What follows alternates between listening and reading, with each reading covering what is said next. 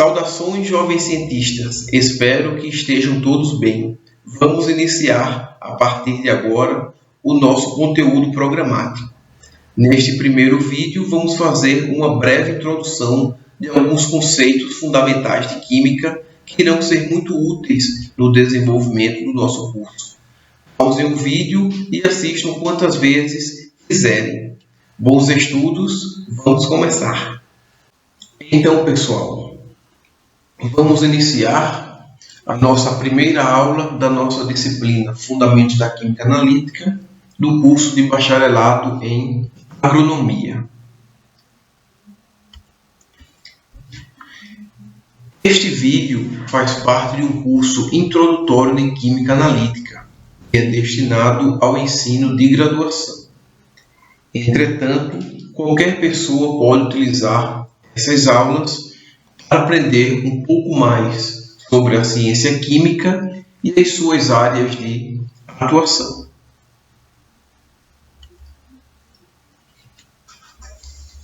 Então, nesta nossa primeira aula, iremos rever alguns conceitos fundamentais.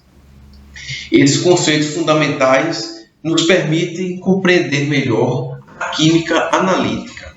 Iremos falar nessa aula 1 sobre o conceito de química, conceito de substâncias, conceito de equação química e balanceamento e conceito de misturas. Pausem o vídeo quantas vezes acharem necessário e prestem bastante atenção nos seus exemplos. Então, primeiro, gostaria de falar um pouco sobre a química, a ciência química. Sempre que iniciamos um novo estudo, é necessário a compreensão, mesmo que primária, de sua natureza. Em nosso caso, é necessário entender o que é a ciência química e o que ela estuda. Então, o que a gente pode definir como química, né?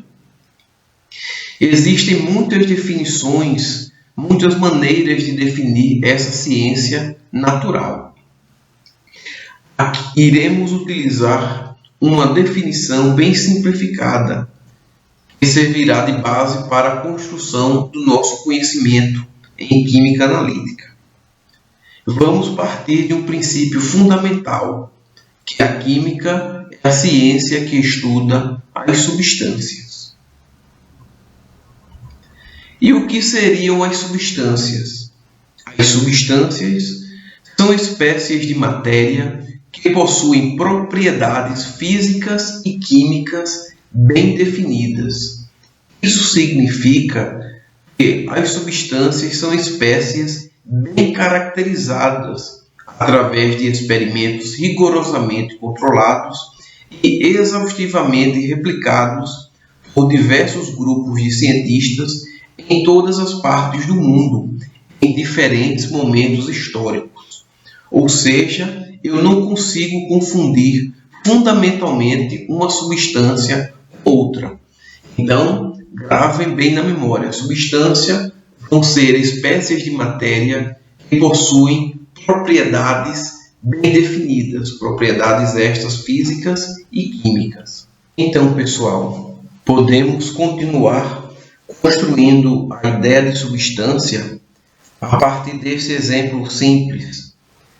Para não ser exaustivo, pouquíssimas características de cada uma dessas substâncias foi adicionado, mas são suficientes para entendermos a diferença entre duas substâncias. Então, pessoal, aqui nós temos a molécula de água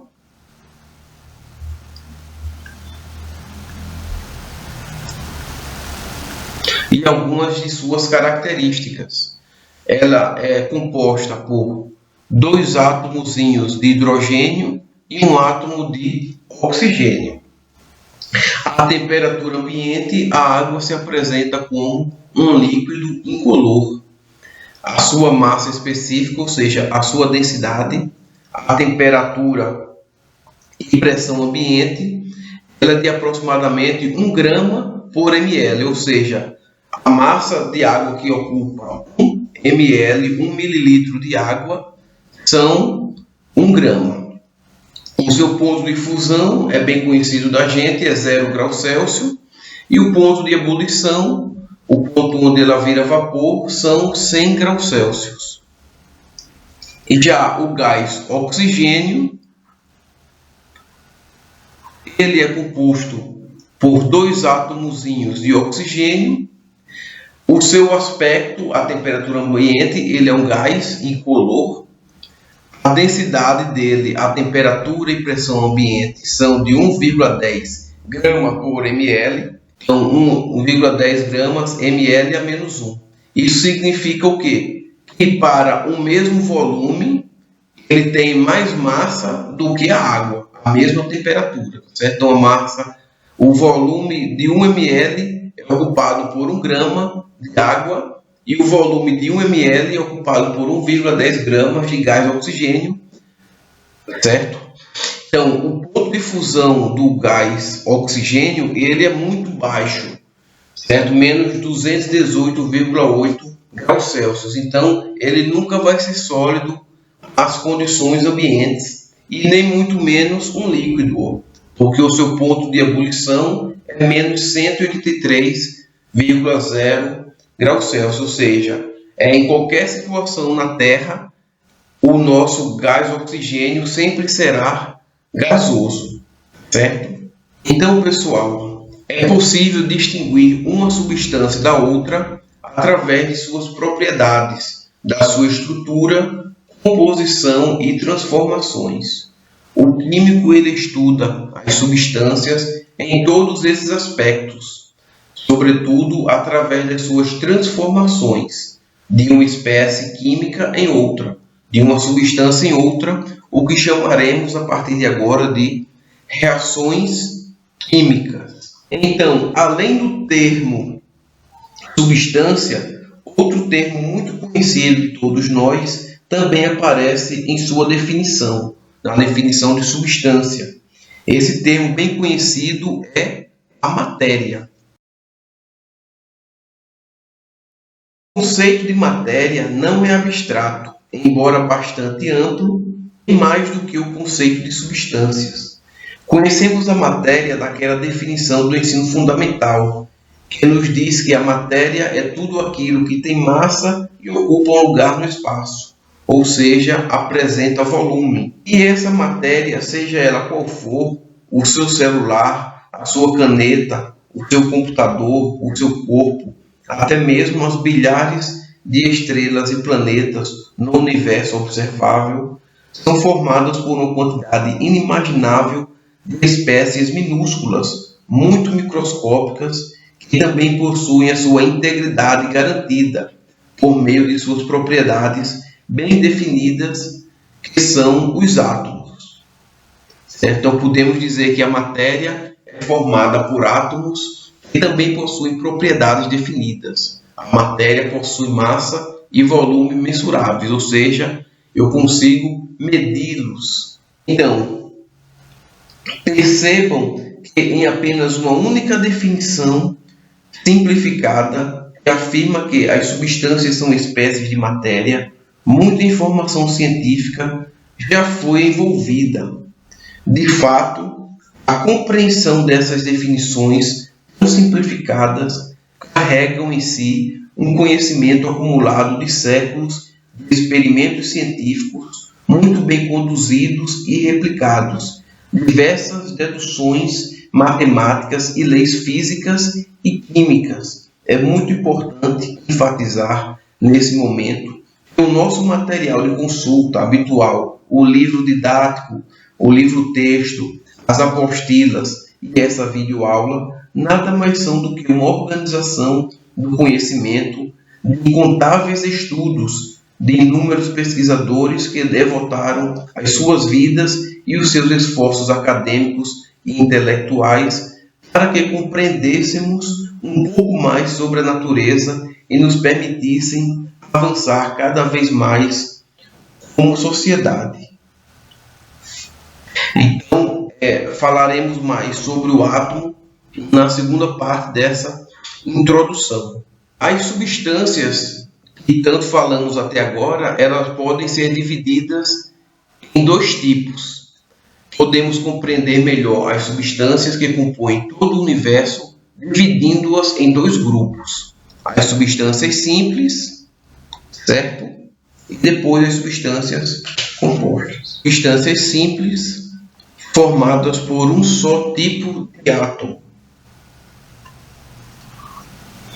Em sua maioria são gases.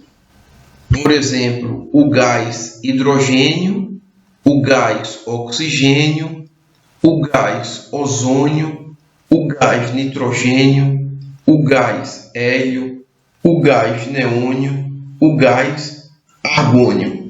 São exemplos de substâncias simples. E também temos as substâncias simples líquidas e sólidas. O mercúrio líquido, o ferro sólido, o cobre sólido, o sódio sólido, que são os metais, o enxofre rômbico, certas formas alotrópicas, o fósforo pirolítico, o carbono grafite e o carbono diamante. São exemplos de substâncias simples.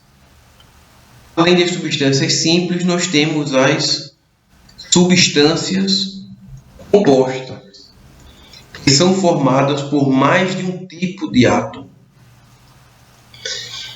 e formam a imensa maioria de todas as substâncias que conhecemos. Então, de forma natural, as substâncias simples, elas reagem para formar as substâncias compostas. Então, temos a água líquida, né, a temperatura ambiente, o dióxido de carbono, o gás metano, o cloreto de sódio, a glicose, certo? O etanol, o óxido de silício, certo? O sulfato de ferro heptahidratado, o carbonato de cálcio, o hidróxido de chumbo, o fosfato de amônio e magnésio, certo?